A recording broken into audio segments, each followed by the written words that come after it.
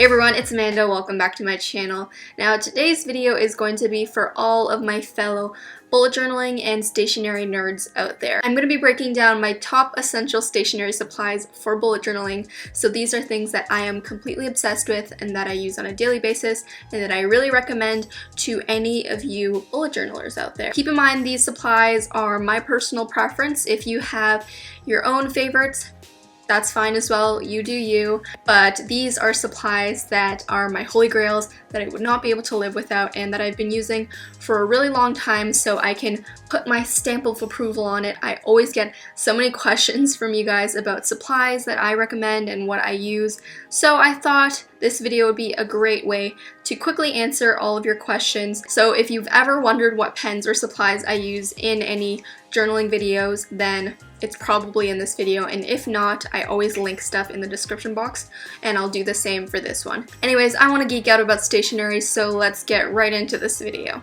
First up, in order to bullet journal, of course, we need a notebook. Now, I prefer dotted notebooks, but really you can use any notebook you want, but I think for beginners, it's a really good place to start off. The dots just help you draw your lines straight, and it really helps you to divide all of the different sections and make sure things are equal. So a good basic place to start with notebooks is the classic Leuchtturm 1917 notebook. They're one of the most popular notebooks to use for journaling just because it's a standard basic notebook, comes in a bunch of different colors, it's easily accessible and pretty inexpensive. These two are actually pretty cool. I wanted to show you guys. This one is the gold metallic one, so if you're into the metallic colors, I know they have a metallic collection. And then this one I did actually get embossed with my name on it, so it says Amanda Rach Lee, and you can buy an extra little pen loop if that's what you're looking for. So these are a great place to start. I used a Leuchtturm 1917 dotted journal all throughout 2017 and it really did me well, and it was a great way for me to get used to it. But of course there are so many other notebook options out there. Currently I'm using the Scribbles That Matter Pro journal and I also love it. But as long as you start off with a dotted journal, I think you should be good to go, and then once you get more into it you can look into maybe specific notebooks that suit your purpose better. So for the pens, which is of course the main part of this video, I really tried to pare it down into a little kit of essentials. You guys know me, I'm a stationery geek. I definitely hoard a lot of different stationery products, so if I wanted to I could have filled the pen section with a lot of different options, but I know it can be overwhelming, especially for a beginner, so I did want to let you know what are my all-time holy grail products. It's basically whatever I carry in my little pencil case when I'm on the go. All of my other pens in my collection are just for fun and to soothe my addiction. The stuff in this pencil case is what I absolutely need to have. So let's dive right in here. The first staple stationery item that I have to have, especially for bullet journaling, are Fineliners, specifically 0.3 and 0.5. You guys know I love my Sakura Pigma Microns. They are classic go-tos, very durable, and a good option because they are pretty affordable and easy to find. I get questions all the time about what thickness I like to use.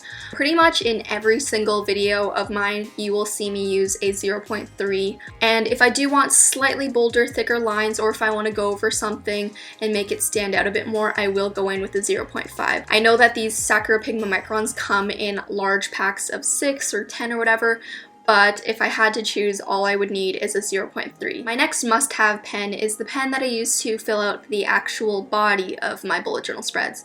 So this is what I use to write out my to-do lists. And the reason why I have a separate pen for this and I don't just use the 0.3 fine liner that I use for my doodles is because as durable as a fine liner can get, they are a little delicate, especially because they have a little felt tip.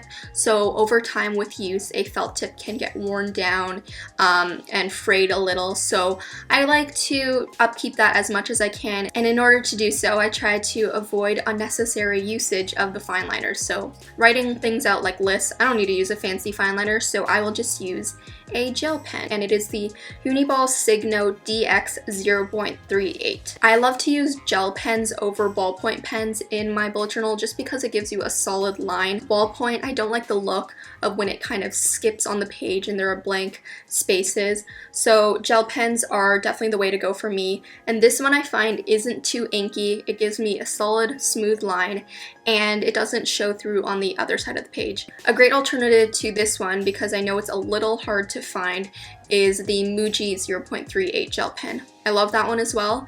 I just tend to grab this one more often. Moving on to something a little more exciting, another one of my must-haves is a white pen. Once you get on the white pen hype, you will never go back.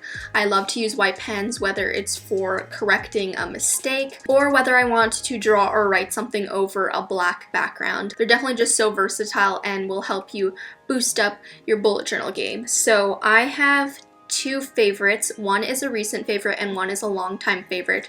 So the long-time favorite, this one should be no surprise to you if you have been following along with my videos for a while now. It's the Uniball Signo Broad White Gel Pen.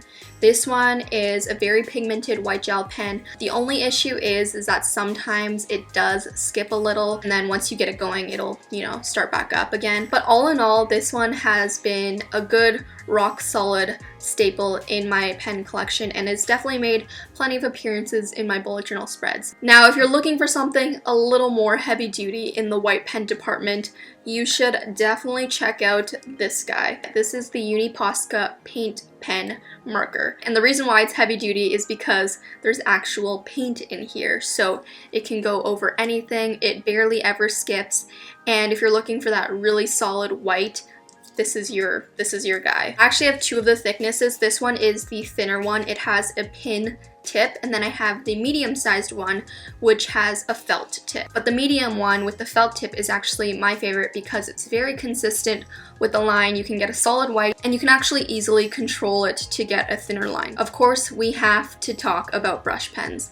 Now, this one's not going to be a surprise. You've seen it in a ton of different videos. Honestly, I'm glad that none of these should be surprises to you guys, because now you know that I have actually used these for a long time, and they really are my tried and true. So in terms of brush pens and brush lettering, when I first started out, I was so mesmerized by all of the beautiful, colorful lettering that I saw on Instagram. So when I went out and bought my first brush pen, I bought colors, which actually is not what I'm going to be showing you today, because what I'm showing you today is just a plain black brush pen.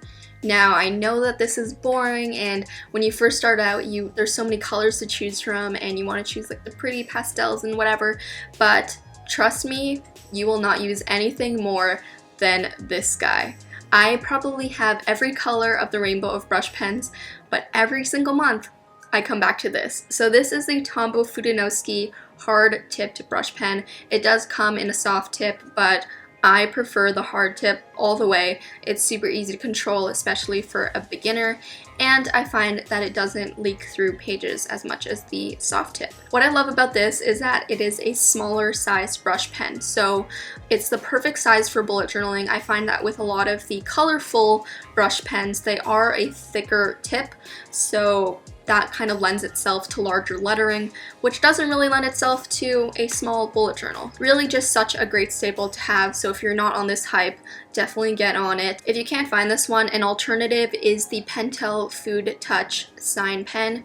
That one's also one of my favorites. This one is just slightly a bit above it, but both of them are great. Speaking of the colorful side of bullet journaling, this can be the funnest part, adding color to your bullet journal, to any of your doodles or lettering or whatnot. There are cheaper, better ways to add color into your bullet journal rather than splurging all of your money on colorful brush pens. So I would recommend to start off with colorful regular markers, such as these guys, the Crayola Supertips.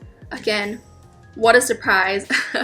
I get so many questions about recommendations for markers for beginner bullet journalists, and I always point people in the direction of the Crayola Supertips. Not only are these crazy inexpensive, you can get a pack of 50 for a ridiculously cheap price, but there's every single color you could ever want, and they are the perfect consistency for bullet journaling. They won't bleed through. You can really control the size and thickness of your line with them. This was one of my first purchases when I started bullet journaling, and to this day I still use them. I mean, you can see it in my last bullet journal setup. So what I'll do is every single month I usually pick a color, and then whenever I'm traveling I just carry that one colored marker along with me, just because I know that it's my accent color for the month. So it keeps it easy for me to have my little kit of pens and markers that I need in order to bullet journal. Moving on to some supplies that aren't pens, here is my pencil of choice. I don't often use a pencil in my bullet journaling spreads. I tend to go straight in with the pen and just kind of wing it. But when I do, I use my Pentel Graphgear 500 0.3 mechanical lead pencil. Usually if I do any pre-planning of my spreads with a pencil, I will erase it anyways, so you could use pretty much any pencil. But what I love about this is that the lead is just super thin and you can get really nice details with it. I've been sketching a lot over on my Instagram and showcasing some of my doodles and artwork over there, and if it looks like a pencil, it is always me using this. So I like to carry it around just because I use it in my sketches and for my art anyways, so it's nice to have on hand with me if I want to sketch something. But if I was just bullet journaling, pretty much any pencil could do because you're just going to be erasing the guidelines anyway. Now to go along with that, of course, I need an eraser, and my current eraser of choice is the Tombow sand and rubber eraser. I'm not really that picky with erasers as long as it's not completely awful like those pink standard ones at school, but this one's decent. It has a sand and rubber side, so it's apparently for both ink and pencil. Another tool that I like to have on hand for pre-planning is a ruler. This guy is from Muji. I love how simple and clean it is. It's just like a stainless steel, small ruler, not in your face, and it's really light and easy to fit in a pencil case. I don't use rulers that often for bullet journaling. You guys know I am a freehand queen with my lines. I just go straight in. But every now and then I do like the look of a straight clean line, so this is the ruler that I use. Again, any ruler will do, but in case you were wondering, mine is from Muji. Alright, so we made it to my last essential supply for bullet journaling, and that is some glue tape. If you don't know what this is, it looks like a whiteout tape dispenser, but instead of whiteout, really strong glue tape-like adhesive comes out, so you're able to really control where the adhesive goes. It's not messy at all. You don't need to, fumble around with a glue stick or liquid glue or make little rolls of tape. This is just so easy to have on hand. I'm gonna link my video about fixing bullet journal mistakes because that video really highlights how I use this and how useful having this on hand can really be. So make sure you check that out if you're curious. This one is the Pritt permanent glue tape dispenser. I just found it at my local craft store. I know a bunch of different companies make them, so whatever you can find. I just like the convenience of the actual dispenser. Alright everyone, so those were my top 10 essential bullet journaling supplies. I really hope this video helped you out, especially any beginners out there, and to any non-beginners, do you agree with my choices? Do you have any other favorites? Let me know in the comments below. I would love to hear it. Other than that, if you're craving any more bullet journal inspiration, be sure to go check out my Instagram at AmandaRachDoodles. It's a nice, warm community full of stationery geeks over there, so come join us. And if you don't want to miss a new video from me, you can hit that little bell button down below. And that's it, so keep doodling, and I'll talk to you in my next video. Bye everyone!